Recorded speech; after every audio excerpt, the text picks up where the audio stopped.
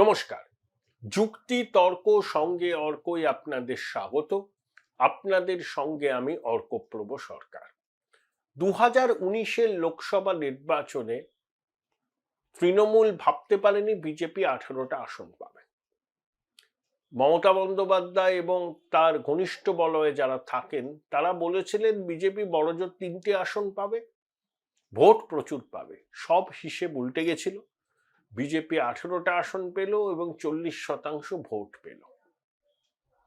অভিষেক বন্দ্যোপাধ্যায় তখনই প্রশান্ত কিশোরকে রোপিন করলেন। আইপ্যাক এলো, স্লোগান হলো বাংলা নিজের মেয়েকে চায়, লক্ষ্মীর ভান্ডার হলো।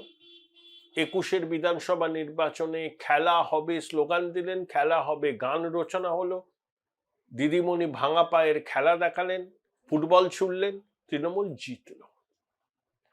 লক্ষ্মীর ভান্ডার আর বাংলা তার মেয়েকেই চায় এটা ক্লিক করলো, কারণ বিজেপির বিরুদ্ধে বহিরাগতদের দাপাদাপির অভিযোগ।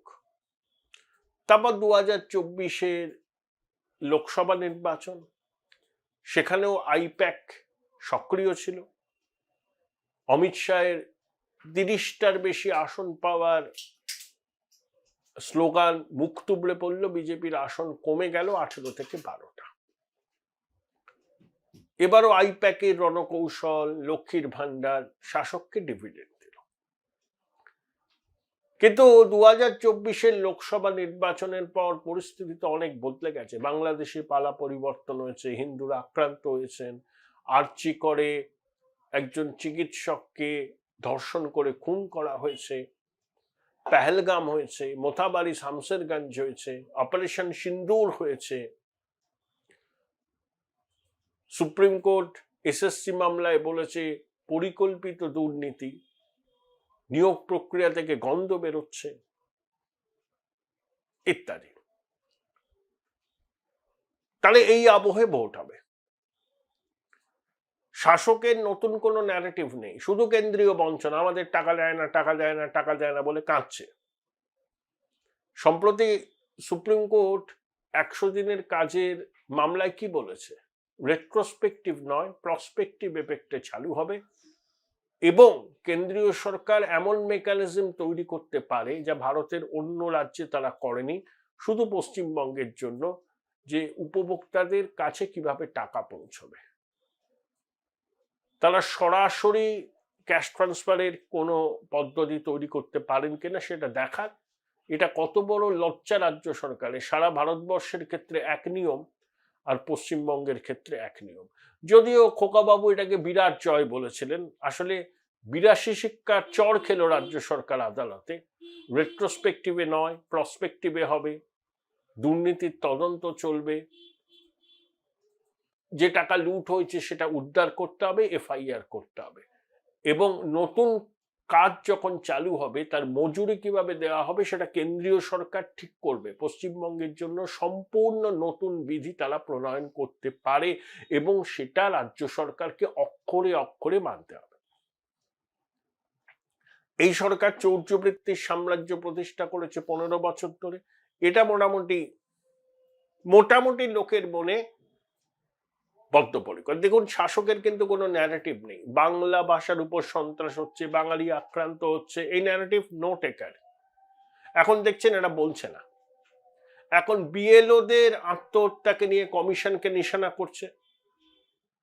আবার বিএলওদের সিংহভাগ সুন্দরভাবে দায়িত্ব নিয়ে কাজ করছে। কমিশনের দপ্তরে চড়াও হয়েছিল বিএলও রূপী কিছু তৃণমূলের ক্যাডার। কমিশনের দপ্তর থেকে প্রশাসনকে জানিয়ে কোনো সুরাহা পাওয়া যায়নি। তাহলে এবার তাদের টার্গেট নির্বাচন কমিশন, কিন্তু তাতেও চিড়ে ভিজছে না। তৃণমূলের যেমন আইপ্যাক আছে, বিজেপিও এরকম পেশাদার সংস্থার সাহায্য নেয় অনেকগুলো। সারা বছর তারা বিজেপির জন্য কাজ করে, বিভিন্ন রাজ্যে কাজ করে। আগে মাস দুয়েক আগে তারা বলেছিল বিজেপি মেরে কেটে 115টা আসন পেতে পারে। সম্প্রতি তারা যে রিপোর্ট দিয়েছে তাতে বলা হচ্ছে যে তৃণমূলের ঘাড়ের কাছে নিঃশ্বাস ফেলবে বিজেপি। আইপ্যাক কি বলেছে? সর্বশেষ রিপোর্টে আইপ্যাক বলেছে তৃণমূল সর্বোচ্চ 154টা আসন পেতে পারে। তাহলে বিজেপির হয়ে যে বেসরকারি সংস্থাগুলো কাজ করে তাদের যে অ্যাসেসমেন্ট এবং আইপ্যাকের অ্যাসেসমেন্ট মোটামুটি মিলে যাচ্ছে।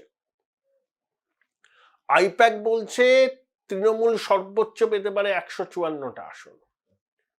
বিজেপির পরামর্শদাতা সংস্থাগুলো বলছে তৃণমূলের ঘাড়ের কাছে নিঃশ্বাস ফেলবে বিজেপি, মানে লড়াই হবে শেয়ানে শেয়ানে।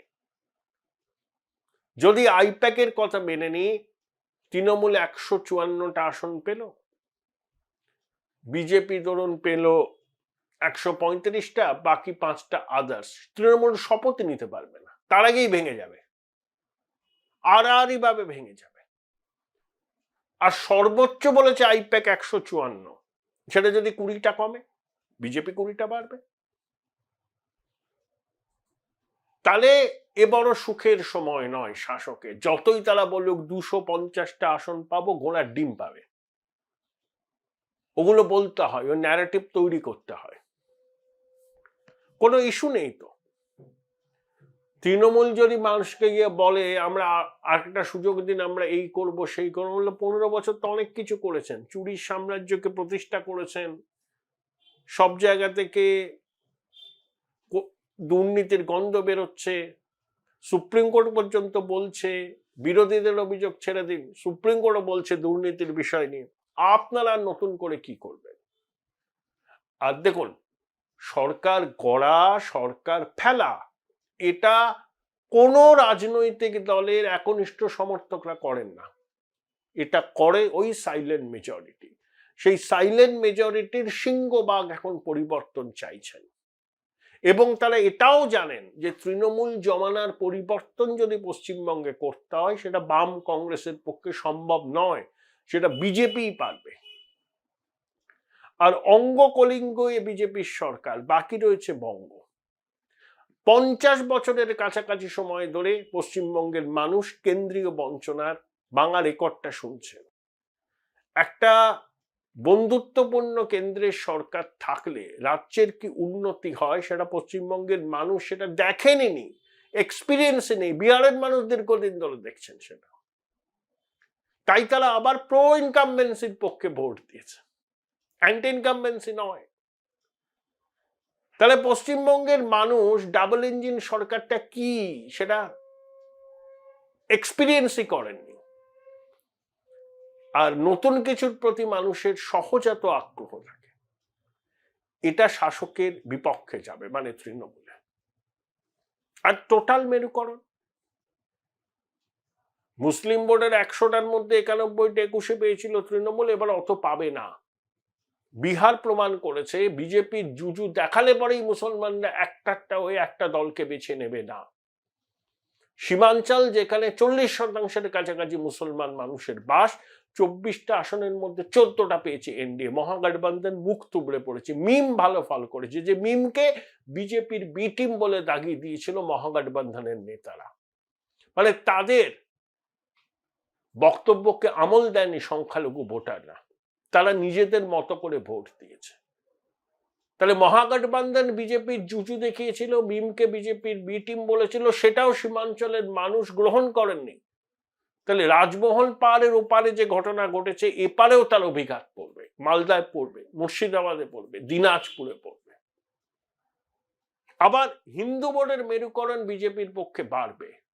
আগে 100টা হিন্দু ভোটের মধ্যে 55টা পেত, এবারে 100টার মধ্যে হয়তো 65টা পাবে, এটাই বলছে বিভিন্ন সমীক্ষক সংস্থা। তাই কাঁটে কা টক্কর, বিজেপির কাছে আর পার কি লড়াই। তাই লড়াই শেয়ানে শেয়ানে। আইপ্যাকের সমীক্ষা আর বিজেপির হয়ে যারা কাজ করে সেই বেসরকারি সংস্থার সমীক্ষা মোটের উপর কিন্তু মিলে যাচ্ছে। তাহলে লড়াই এবার শেয়ানে শেয়ানে। Join Indian Institute of Hotel Management now. Right choice, right decision.